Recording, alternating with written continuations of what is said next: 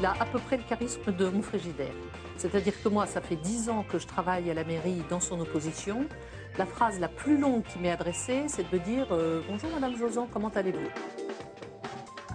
Mais de qui parle-t-elle? Tout simplement de celui qui, dans la vie politique française, essuie traditionnellement le plus de critiques, à savoir le Premier ministre. Alors, Jean-Marc Ayrault est-il victime de son style ou de sa fonction, comme avant lui François Fillon? Que penser de ses recadrages et de l'autorité qu'il cherche à imposer? Et comment se sort-il de ses premiers mois à la tête du gouvernement? Pour répondre à ces questions et pour déshabiller en tout bien, tout honneur, le locataire de Matignon, avec nous 5 invités. Olivier Faure, député socialiste et ex-secrétaire général du groupe PS à l'Assemblée nationale, c'est-à-dire concrètement que vous avez travaillé quotidiennement avec Jean-Marc Ayrault lorsqu'il dirigeait ce groupe des députés socialistes. Jean-Marie Biette, directeur départemental d'Ouest France à Nantes, la ville de Jean-Marc Ayrault et auteur de ce livre, L'inconnu de Matignon aux éditions L'Archipel. Sophie Cadalen, psychanalyste, spécialiste du langage, pour analyser les dits et les non-dits du Premier ministre. Guy Carcassonne, constitutionnaliste, nous rejoindra dans quelques instants pour mettre en perspective les contraintes de la fonction. Mais avant, on commence avec vous, Stéphane Bunard, par une petite analyse de la gestuelle de Jean-Marc Ayrault. Parce que Jean-Marc Ayrault, même s'il a l'image d'un calme, eh bien fait en fait énormément de gestes très expressifs. On commence par un petit florilège, pioché lors d'un exercice pas facile, celui de son discours devant le MEDEF. J'ai confiance dans cette négociation. Parce que si nous parvenons à une conclusion positive, qui sera nécessairement un compromis, dans mon discours de politique générale, j'avais appelé ça un donnant-donnant. Oui, chacun devra faire un pas. Je souhaite que tous les partenaires sociaux y soient. Et je crois que c'est leur souhait.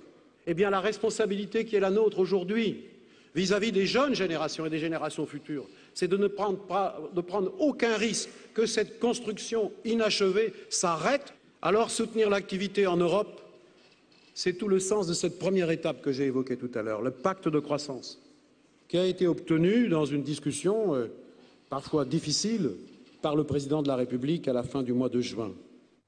Alors, 2 choses nous ont marqué en préparant l'émission. Tout d'abord, il fait énormément de gestes, il martèle ses propos. Et puis ensuite, à la fin, quand il parle de la négociation en Europe, il a ce geste comme ça assez inhabituel. Hop, il attrape comme ça sa veste. Alors voilà, on avait envie de savoir ce que ça vous inspirait, Stéphane Bunard. D'abord, Jean-Marc Ayrault, c'est quelqu'un d'émotionnel. Quand on divise son visage en deux, on voit que le visage social, la partie qui est livrée aux autres, est assez rigide.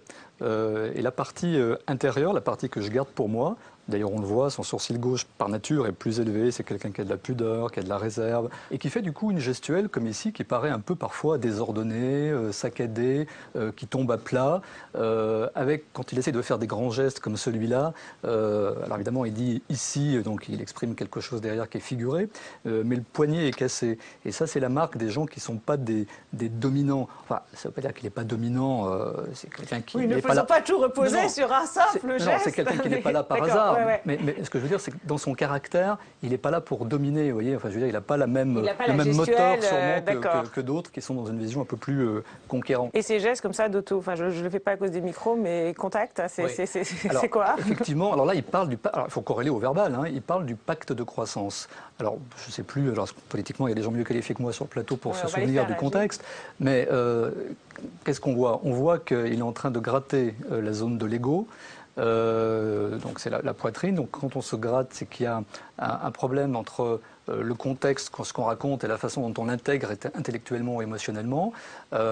Ensuite, on voit que le pouce, qui est le moi dans le contexte, là aussi, qui est un peu le doigt de l'ego, est caché, et que l'index, qui est le je de la prise de parole, hein, c'est les neuropédiatres le disent, ce je, il s'installe dans la psychologie du développement très tôt chez l'enfant, eh bien, il est dissimulé comme s'il voulait ne pas se mettre en avant.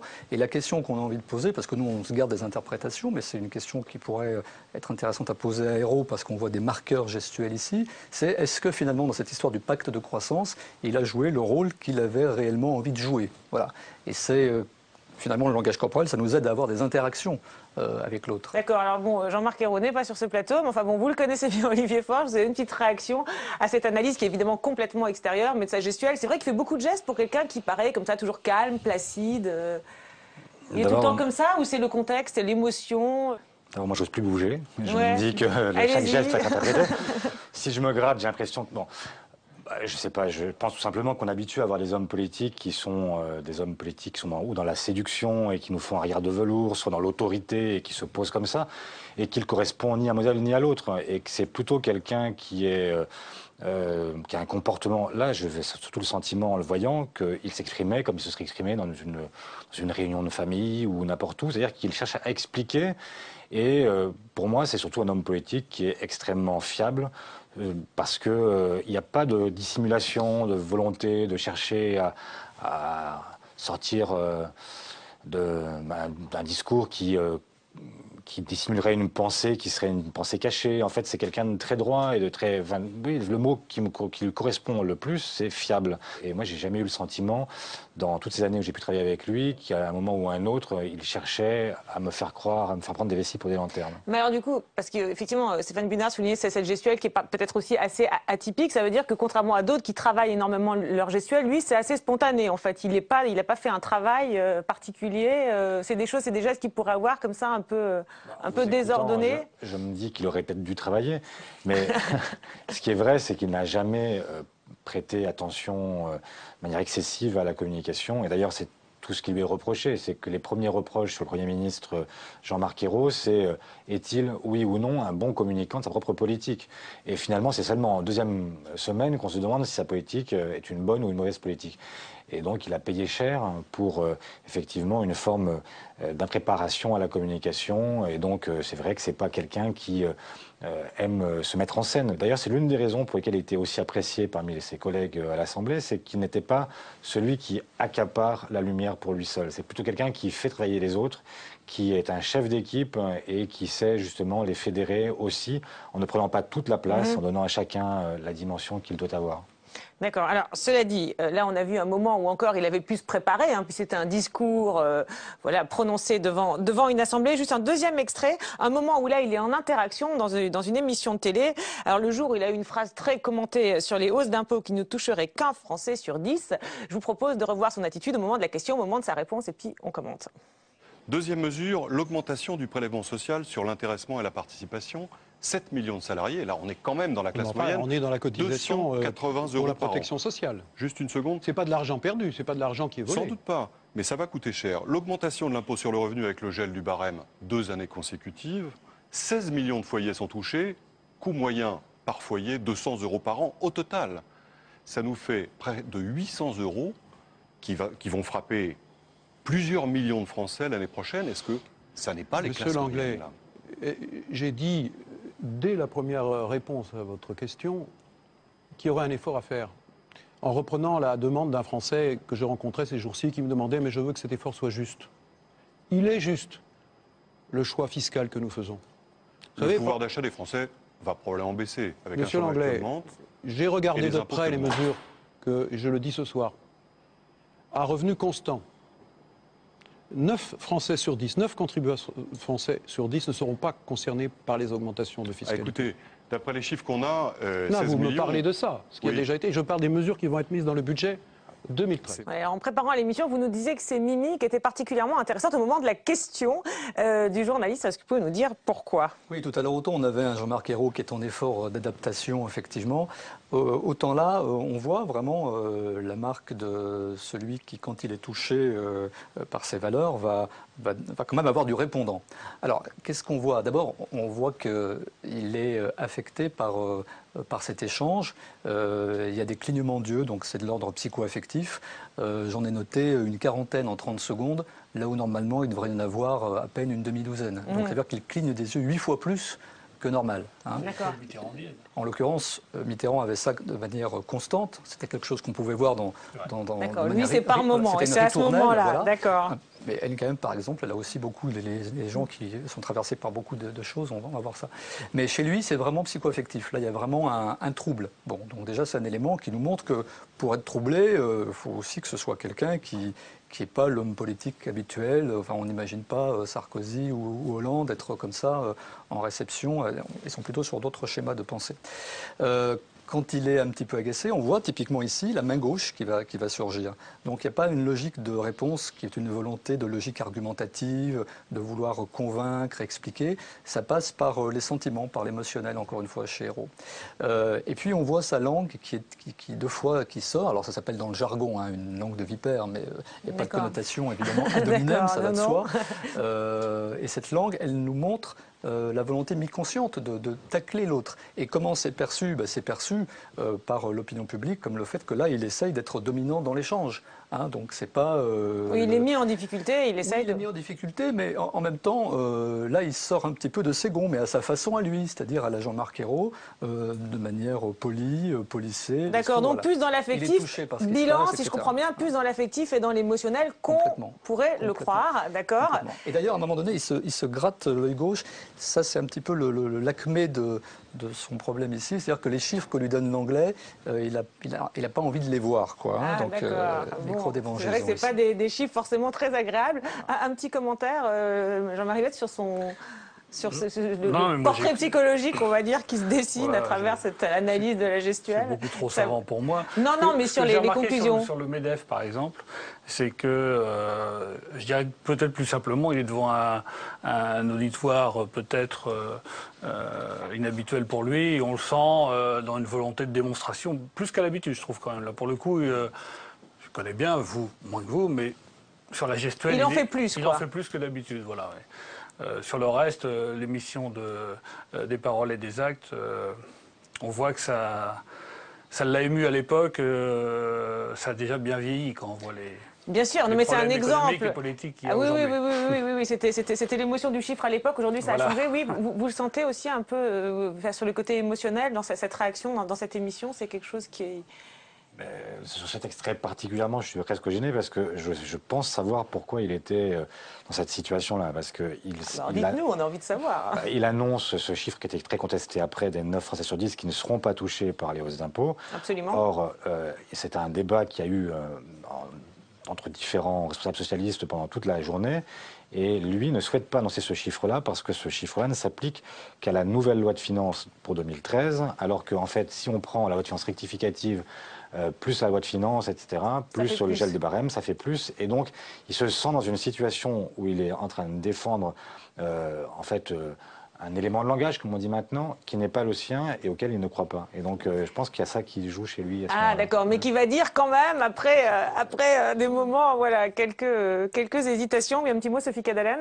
On perçoit, on ressent confusément quand il y a quelque chose qui accroche, quand ce qu'il dit n'est pas tout à fait ce qu'il pense et surtout pas ce qu'il a envie de dire. Ouais. Ce qui le rend plutôt touchant. C'est en quoi cet extrait est effectivement assez symptomatique, parce que bon, il a sorti ce chiffre effectivement très contesté après, mais voilà, il a sorti un certain trouble avant. Bon, merci beaucoup. On va en venir maintenant à la manière dont Jean-Marc Ayrault a géré ses premiers mois à Matignon. Donc, il a essuyé pas mal de critiques, on s'en souvient. Et ce qui nous a frappé, c'est que c'était un peu les mêmes que celles qu'on a fait à une époque à François Fillon. Alors, qu'est-ce qui tient à l'homme? Qu'est-ce qui tient à la fonction? On va en parler avec Guy Carcassonne, constitutionnaliste, qui va nous rejoindre pour commenter quelques sorties très remarquées du Premier ministre. On commence par celle sur Gérard Depardieu, après que l'acteur a annoncé son départ pour la Belgique. Vous parliez tout à l'heure de la fiscalité des plus riches. Qu'est-ce que vous avez pensé du départ de Gérard Depardieu en Belgique? Je trouve ça assez minable, si vous voulez. C'est une grande star. Tout le monde l'aime comme artiste.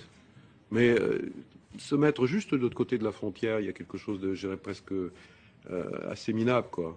Et tout ça pour ne pas payer d'impôts ou pas en payer assez. Voilà, minable. Ce mot avait été très commenté, voire critiqué, même par le président de la République qui avait dit qu'il fallait s'adresser en priorité à ceux qui restent. Mais est-ce une réaction spontanée ou calculée? Cette question se pose d'autant plus que ce n'est pas la seule fois que Jean-Marc Ayrault prend des risques surprenants dans ses déclarations.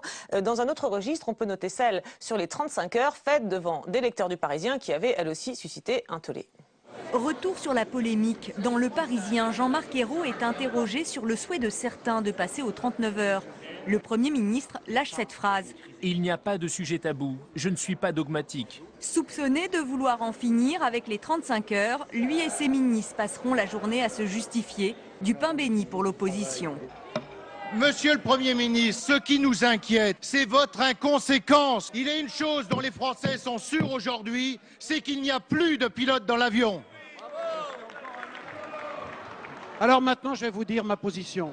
C'est que la durée légale du travail est de 35 heures et qu'elle ne changera jamais quand la gauche sera au pouvoir. Voilà un rétropédalage, donc, semble-t-il. Mais l'avait-il fait exprès pour lancer un ballon d'essai, pour marquer son territoire? Cette attitude, en tout cas, nous a rappelé celle de François Fillon, qui, quelques mois après sa nomination à Matignon, faisait lui aussi une déclaration assez surprenante, assez iconoclaste et pas dans la ligne de l'Élysée. On réécoute. À la santé du gouvernement, François. Un toast à la santé du gouvernement. Pour François Fillon, cette visite en Corse commence bien. Tellement bien qu'il martèle ses objectifs, réformer et sortir du déficit. L'État ne peut pas tout, explique-t-il sans complexe à des agriculteurs. Je suis à la tête d'un État qui est en situation de faillite sur le plan financier. Je suis à la tête d'un État qui est, depuis 15 ans, en déficit chronique.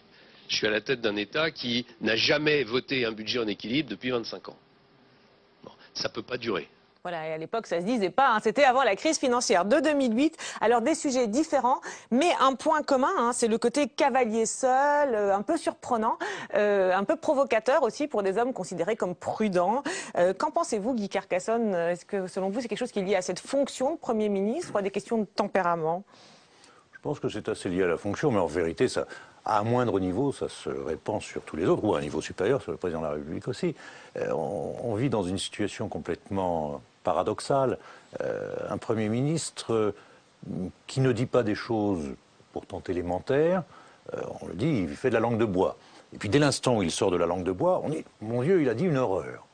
Franchement, quand un Premier ministre dit il n'y a pas de sujet tabou, quand un Premier ministre dit la France est en faillite, quand un Premier ministre jadis disait l'État ne peut pas tout, imagine-t-on l'inverse.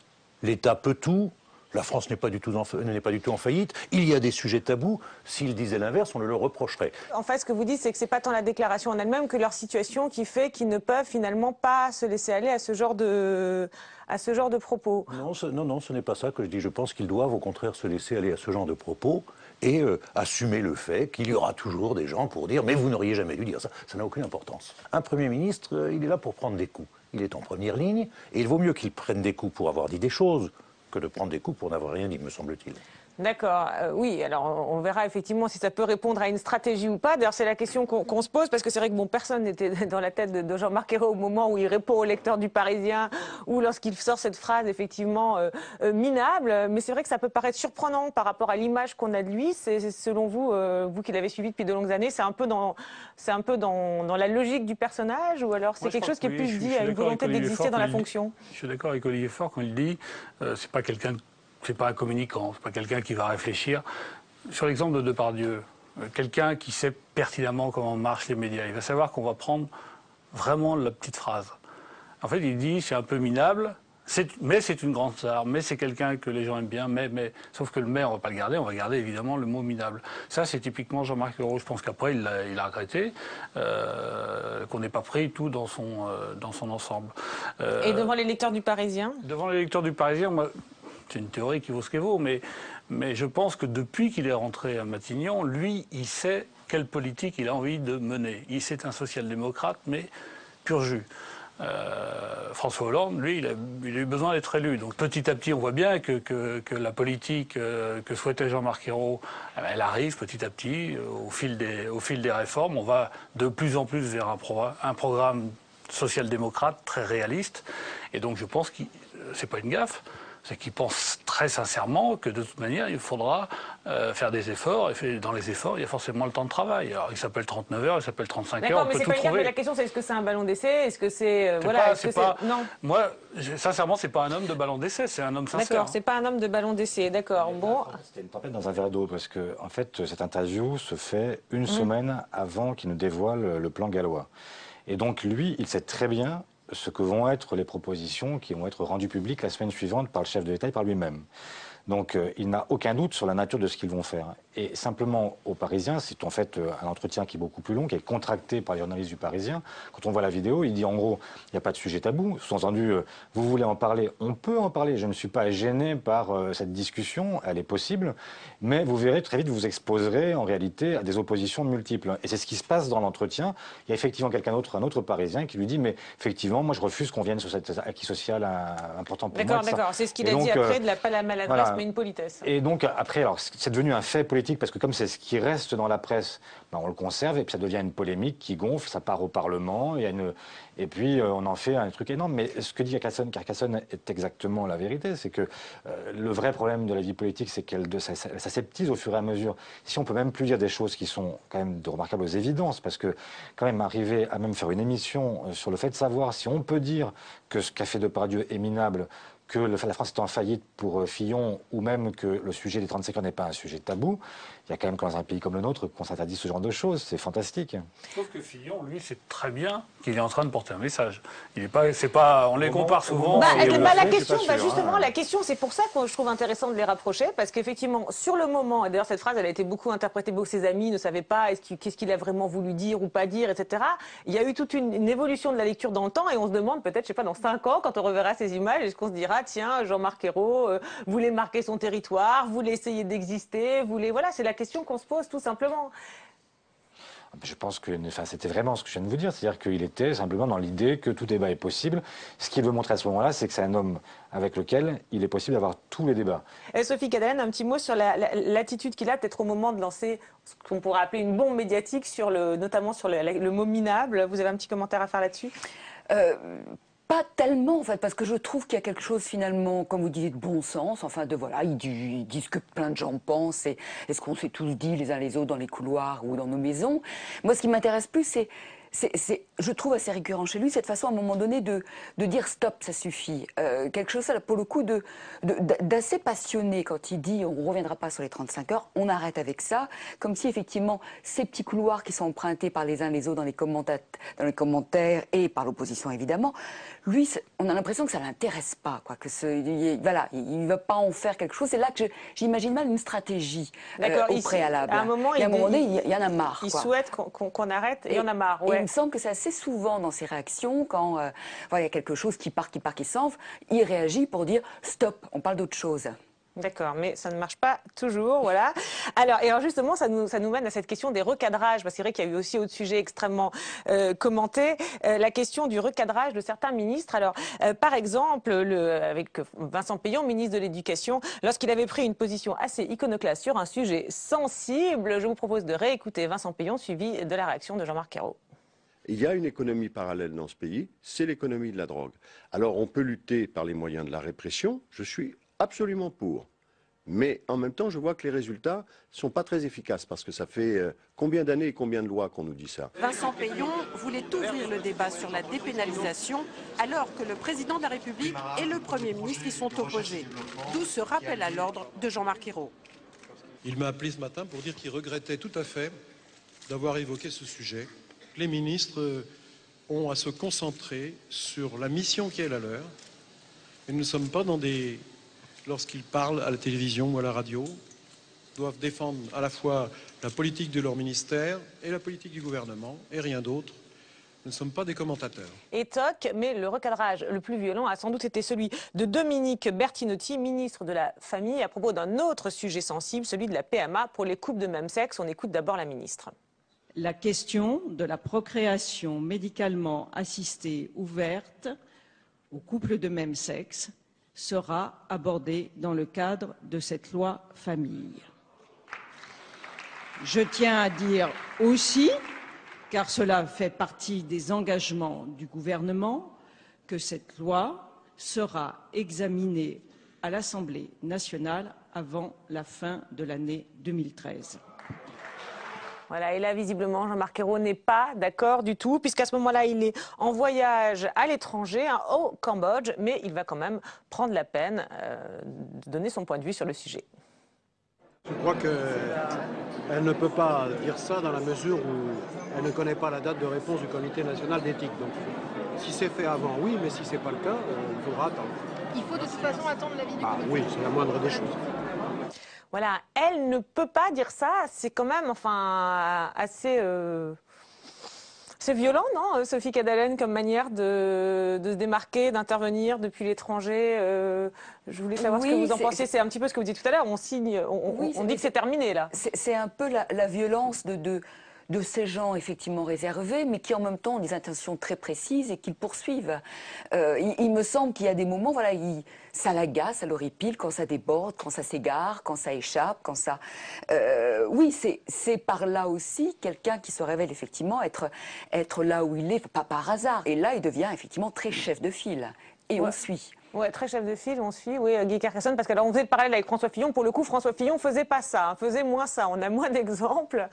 C'est quoi? C'est une volonté, selon vous, une volonté d'exister dans cette fonction? Comment vous analysez ça? Non, je ne crois pas du tout. Je pense que il exerce son rôle constitutionnel. L'article 21 de la Constitution dit du Premier ministre, il dirige l'action du gouvernement. Donc, il dirige l'action du gouvernement. De temps en temps, il faut qu'il le rappelle. Soit dit en passant, je trouve que... Il est obligé de le rappeler souvent, c'est vrai, quand même. C'est peut-être ça le problème. À la mesure, parfois, de l'imprudence ou de l'inexpérience d'un certain nombre de ministres. Mais, d'abord, moi, je trouve qu'il y a un peu de surinterprétation sur cette histoire. Madame Bertinotti, que dit-elle? Elle dit trois choses. Ce sera discuté dans un projet de loi sur la famille qui viendra vite. Avant la fin de l'année. Et Jean-Marc Ayrault la dément sur une des trois choses, c'est-à-dire le fait que ça vienne vite. Mais sur le fait que ce sera discuté et dans un projet de loi sur la famille, il n'y a pas du tout de démenti. Donc je ne suis pas sûr qu'il faille faire de ça une gifle infligée à un membre du gouvernement. Au-delà, oui, Jean-Marc Ayrault fait son travail. Vous savez, beaucoup de premiers ministres... font leur travail, oui, bien sûr. On tue à rappeler à l'ordre des ministres. Oui. Michel Rocard, au bout d'une semaine, avait limogé, d'ailleurs, sur la question déjà du cannabis, Léon Schwarzenberg, professeur prestigieux, mais qui avait pris une position diamétralement opposée à celle du gouvernement. Une nouvelle fois, excusez-moi de m'étonner de ce que l'on fasse tout un événement de ce qu'un Premier ministre appelle la ligne du gouvernement. Attention, nous, ce qui nous intéresse, ce qui nous intéresse, c'est pas que ce soit un événement ou pas. Nous, c'est d'essayer de comprendre la logique, pourquoi il fait ça, dans le système actuel, et c'est ça qui nous intéresse. Nous, c'est d'essayer justement de comprendre. C'est pas de faire des événements, on fait pas des événements. Les événements, ils ont eu lieu, ils ont été... Donc, c'est d'essayer de comprendre pourquoi faire cette déclaration, pourquoi il y a quand même une stratégie. Enfin, on imagine un petit peu, quand on est chef du gouvernement, on fait pas les choses par hasard, et donc on essaye juste de comprendre... Il ne veut pas que ça parte dans tous les sens, et donc il fait prévaloir la ligne du gouvernement qu'il dirige, ça ne me paraît pas choquant. D'accord, oui, finalement, en creux, vous avez dit qu'il a surréagi par rapport à l'annonce qui n'était pas si... Non, je ne sais pas si c'est lui ou la presse qui a surréagi. Ah oui, d'accord. Mais c'est étant, moi je pense que c'est parce que la PMA est pour lui quelque chose sur lequel il n'est pas forcément tout à fait au clair et que voilà, je crois qu'il y a une surréaction effectivement par rapport à une annonce qui est assez banale puisque c'est prévu dans...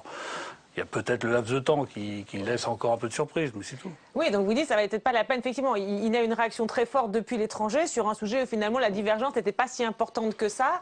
Peut-être, on parlait tout à l'heure du côté un peu émotionnel, vous diriez... On ne va pas le dire, mais on n'est pas obligé de répondre à la presse. Où on peut, il y a quand même... on connaît, on sait comment on fait. On dit, écoutez, vous les journalistes, vous montez tout en épingle. Enfin non, ce sera... On attendra, voilà. On sait comment rembarrer la presse et répondre. Donc il y a une volonté peut-être, non, Olivier Faure, à votre avis? Comment vous l'analysez? Il est à Phnom Penh, on est en plein débat sur le mariage pour tous. Visiblement, il est interrogé sur une déclaration dont il prend connaissance, qu'il ne comprend visiblement pas complètement, parce que ce qu'elle dit, c'est approximativement ce qu'il dit lui-même. Et donc, il se dit, mais par rapport aux arbitrages qu'on a rendus, elle ne peut pas dire ça. En fait, il réagit vraiment, je pense, avec sa brutto, en direct, et on me dit, mais comment elle peut dire ça, puisqu'on n'a pas dit ça? Mais je crois que tout simplement, ils ne se sont pas compris. En réalité, ils sont tout à fait d'accord et c'est surinterprété parce que ça méritait de mettre un peu d'huile sur le feu dans un débat qui était déjà passionné. En tout cas, c'est intéressant sur Jean-Marc Ayrault ce que vous nous dites, parce que vous dites finalement, il dit elle ne peut pas dire ça, il apprend la déclaration en direct, il est en voyage à l'étranger. Donc ça veut dire que c'est quelqu'un qui peut prendre le risque, parce qu'il y a quand même une petite prise de risque dans ce genre de déclaration sur ce sujet sensible, de réagir depuis l'étranger sur un sujet sans forcément savoir ce qui a été dit. Il y va spontanément. Il y a une règle de base, normalement, c'est qu'on n'intervient jamais sur les affaires nationales quand on est à l'étranger. Bah oui.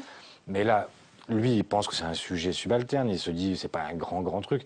Et c'est presque, moi j'avais l'impression quand j'ai entendu cette phrase que c'était un off qui avait été craqué en réalité. Et qu'on était sur en fait un échange très libre avec des journalistes et qui dit mais comment elle peut dire ça? Je crois pas que ce soit quelque chose, il n'y a pas une intention chez lui. Bon, il répond. Oui, non, mais je vois bien, je vois les images, que je n'avais jamais vues d'ailleurs. Mais bon, je ne crois pas que ce soit chez lui prémédité. Il se dit simplement, ben voilà, il faut que je remette les choses d'équerre. Bon, c'était pas. D'accord, c'est pas. Elle ne peut pas dire ça. Elle n'a pas le droit de dire ça. Si elle ne peut pas dire ça, elle ne peut pas avoir dit ça. Elle ne peut pas. D'accord. Ça veut dire qu'il est comme ça, Jean-Marc Ayrault. Il peut réagir comme ça, pauvre depuis l'étranger. Qu'est-ce qu'elle a dit? Elle peut pas dire ça. Alors souvent, ce qui est amusant avec Jean-Marc Ayrault, parce qu'on dit est-ce qu'il a changé, par exemple, entre Matignon et Nantes? Mais ce qu'on oublie, c'est que, et vous le savez fort bien, qu'il était président de groupe pendant 15 ans. Simplement, comme disent les communicants, il n'a pas imprimé l'opinion pour des raisons en tant que président de groupe qui m'échappent. Mais quand il était à la mairie de Nantes, c'est quelqu'un. Alors évidemment, c'est pas la même position. C'est pas un Premier ministre choisit pas ses ministres, contrairement à ce qu'on peut croire. C'est évidemment au-dessus que ça se passe. Lui choisissait tous ses collaborateurs. Je peux vous dire, si quelqu'un déviait un tant soit peu de la ligne, ses réactions pouvaient être de la colère sèche et froide, extrêmement dure. C'est quelqu'un qui a de l'autorité.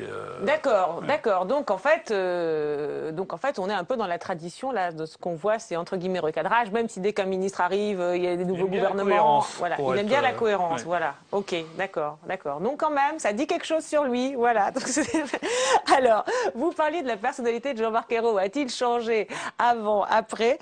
Alors nous, on a trouvé intéressant de revenir sur un sujet qu'il a beaucoup évoqué, celui de sa timidité. On commence par la manière dont il en parlait avant d'être à Matignon en mai 2006. On l'écoute. Il ne faut pas sous-estimer que c'est souvent une épreuve à chaque fois pour franchir un cap. Une épreuve sur moi-même, parce que cette timidité naturelle m'oblige à faire un effort supplémentaire que d'autres ne font pas, parce que ils sont plus spontanés, ils n'ont pas de complexe de se mettre en scène, d'aller vers les autres. Voilà, timidité naturelle, dit-il en 2006. On l'écoute maintenant en mai 2012 lors de sa nomination à Matignon. Quand on apprend qu'on devient le 20e Premier ministre de la Ve République, on pense qu'il y a une émotion. Bah, vous savez, je ne l'ai pas caché cette émotion, même si je suis quelqu'un de pudique et réservé, et même un peu timide. Et même un peu timide en mai 2012. On l'écoute maintenant quelques mois plus tard, lorsqu'il est bien installé à Matignon. Est-ce que c'est pas un cauchemar d'être à Matignon quand on est timide? Non, je vais vous dire, je n'ai éprouvé aucune inquiétude lorsque je suis arrivé à Matignon. J'avais l'impression d'avoir déjà été là. C'est presque une confidence que je vous fais là. Ça ne m'a pas du tout impressionné. J'ai l'expérience, de toute façon, du pouvoir. J'ai l'expérience de l'État, je connais. Tout en restant timide? Non, réservé, c'est pas la même chose. La réserve, je vous ai expliqué le sens. Non, mais une certaine forme de timidité telle qu'elle est perçue. Alors là, évidemment, la question qu'on se pose, c'est timide ou pas. On va vous faire réagir, je m'en vous qui le connaissez depuis longtemps, mais peut-être un petit mot, Sophie Cadalen, sur la manière d'en parler et sur l'évolution de cette manière de parler, cette chose très personnelle qui est la timidité, qui n'est pas toujours facile quand on est homme politique de premier plan. Oui, alors moi je trouve ça tout à fait cohérent, cette espèce d'évolution, ce passage de moins en moins timide. De timidité à réserve. C'est quelque chose qui n'est pas rare chez les humains, et notamment qui peut s'entendre en travail d'analyse. On arrive en disant je suis très très timide, je peux pas m'exposer. Et puis dans le travail, on se révèle à soi-même qu'en fait, on a des choses on a très envie d'être exposé, on a des choses très très importantes à faire, alors, relativement pour chacun, mais que voilà, il y a quelque chose de l'ordre d'une inhibition qui nous retient, l'éducation, l'environnement, le tempérament, plein de choses différentes, et qu'une fois quelque part rencontrer ce qui nous tient, le message qui nous porte, oui, on va outrepasser cela et puis y aller avec cette envie, cette énergie. D'accord. Donc... Et du coup, ce qu'il en restera toujours, une certaine réserve. Mais c'est quelque part le dépassement de cette timidité qui a été posée comme non, c'est pas pour moi. Il dit si, c'est pour moi. Et d'ailleurs, il le dit, je trouve ça très puissant. Quand il dit je suis arrivé à Matignon, je connaissais, c'était chez moi. Enfin, il le dit à sa manière. Voilà, il y a quelque chose qui le révèle dans une intention quelque part très claire, très cohérente, une espèce de bulldozer qui est allé. Et son regard sur lui-même évolue, selon vous, entre ce qu'il dit en 2006 et 2012. Voilà, c'est un regard sur lui-même qui évolue en fonction de ce qu'il fait, de ce qu'il peut faire. Enfin, c'est comme ça que vous l'entendez, évidemment. Et puis surtout, je crois que oui, là où il est là aujourd'hui, il peut plus s'affirmer comme timide. Ça paraît difficile. Maintenant, je trouve son virage très bien négocié. Oui, c'est une forme de timidité, mais quelque part il assume sa réserve. Telle qu'elle est perçue. Olivier Faure, là-dessus. C'est quoi? Il a évolué ou alors c'est juste qu'on ne peut plus dire qu'on est timide quand on est... C'est une fonction qui expose beaucoup plus. C'est vrai que c'est difficile de faire plus exposé que Premier ministre. On est tous les jours soumis au feu de la rampe. C'est vrai que c'est quelqu'un aussi qui est effectivement plus réservé que timide, qui s'exhibe pas, qui n'a pas de goût particulier pour la mise en scène de lui-même. D'accord, mais sur sa manière d'en parler, parce qu'il y a quand même une évolution. Il y a une évolution qui est liée au fait certainement que d'abord il est plus exposé, au fait que, c'est vrai, comme c'est vient d'être dit, étant Premier ministre, il peut difficilement dire « je suis un grand timide et je ne viendrai jamais plus vous parler ».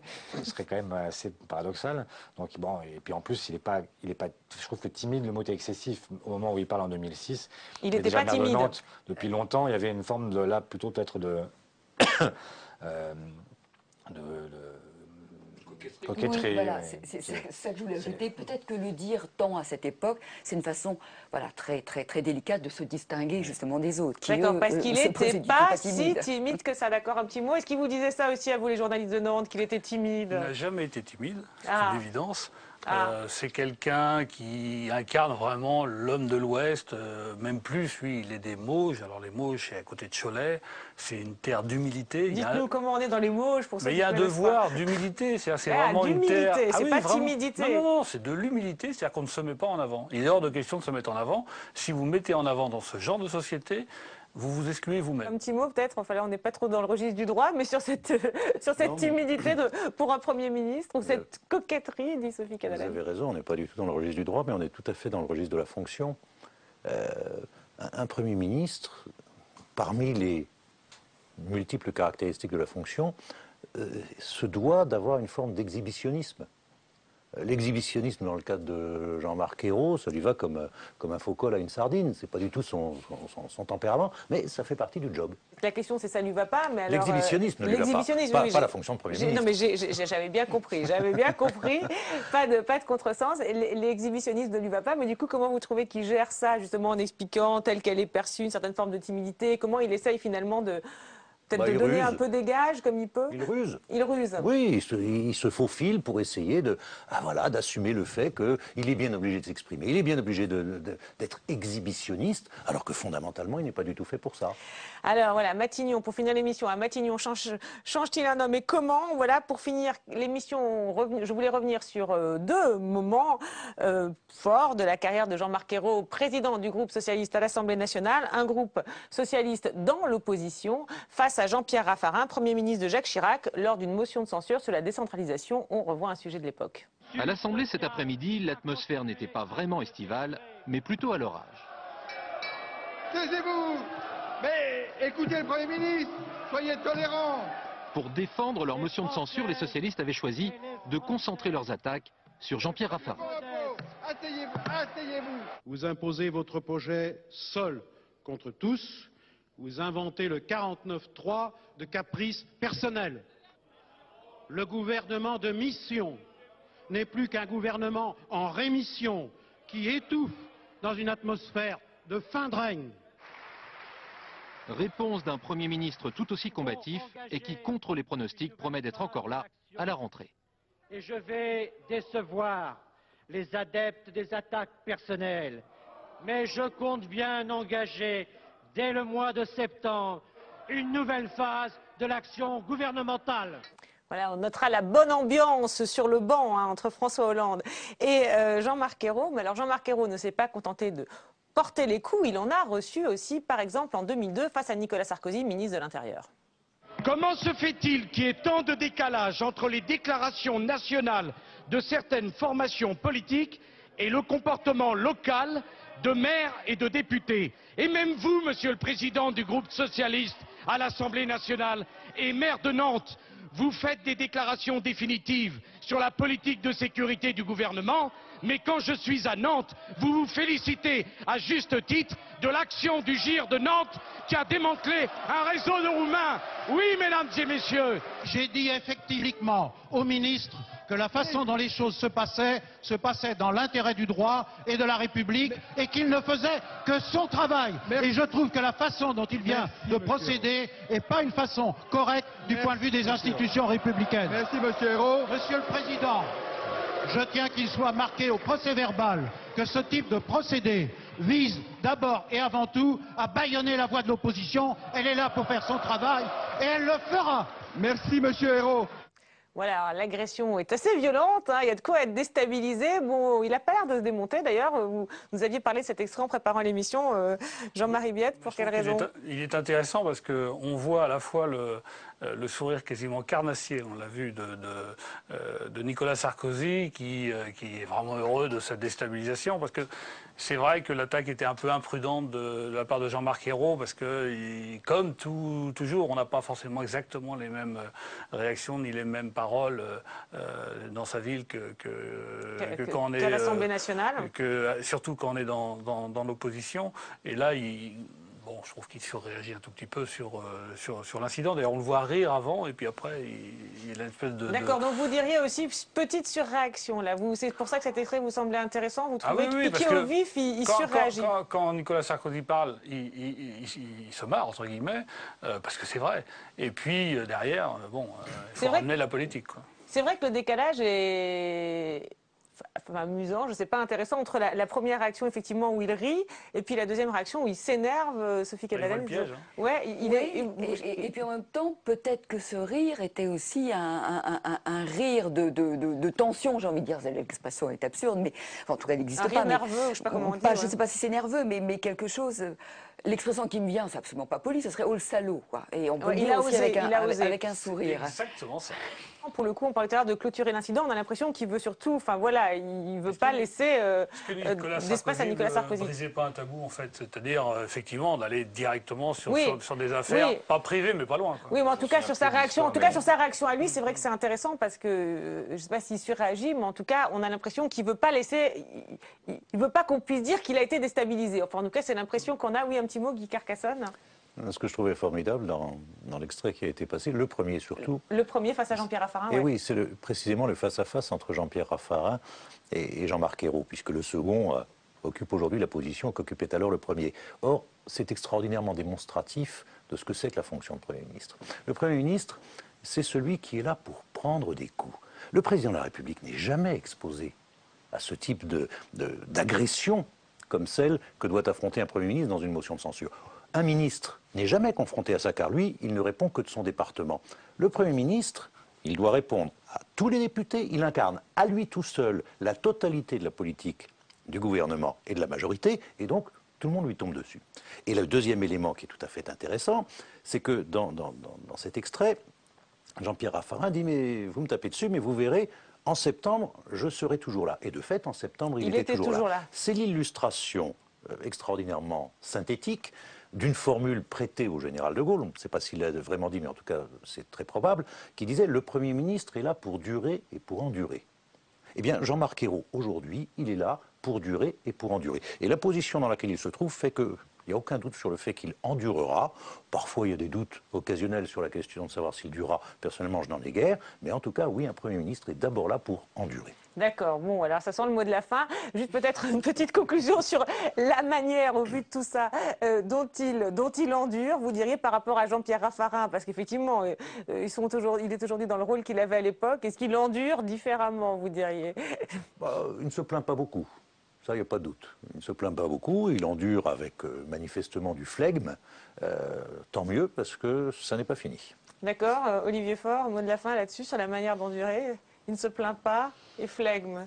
Il ne se plaint pas. Je crois que depuis le premier jour, il sait ce qu'il attend. En même temps, lui, il ne rêve pas de franchir la Seine et de devenir président. Donc ça lui donne aussi une position, peut-être une assurance que d'autres n'ont pas. Et puis il y a une grande complicité avec le chef de l'État qui ne se dément pas non plus. Conserver cette confiance-là, c'est aussi une façon d'endurer, peut-être de manière moins insupportable qu'à d'autres époques, même entre socialistes. Et Guy Carcassonne sait à quoi ou à qui je peux faire référence. D'accord, et pour le téléspectateur? Michel Rocard, François Mitterrand. Voilà, merci pour cette précision, merci à tous les quatre, merci à Marie Lebeau et à Enguerrand-Fabre qui sont sur le métaux pour m'aider à préparer cette émission, merci à Cécile Boutin qui s'est couchée tard pour la montée. On se retrouve la semaine prochaine à l'antenne et tous les jours sur le site de Public Sénat pour voir et revoir tous les déshabillés. Si j'en marque, je pense beaucoup ceux qui ne placent pas dans la voie et dans la conviction qu'aurait un orateur né, etc. Il le place dans les gestes et donc c'est surabondant en fait. Il vient en rajouter à la fin. Ah, c'est pas des mots de scène, ça c'est pas nouveau. Voilà. Et donc ça donne. Il y a beaucoup de qualités, mais pas celle-là. Et puis les lapsus, il y en a, on n'a pas parlé, mais il y en a beaucoup. Moins que j'ose pas quand même.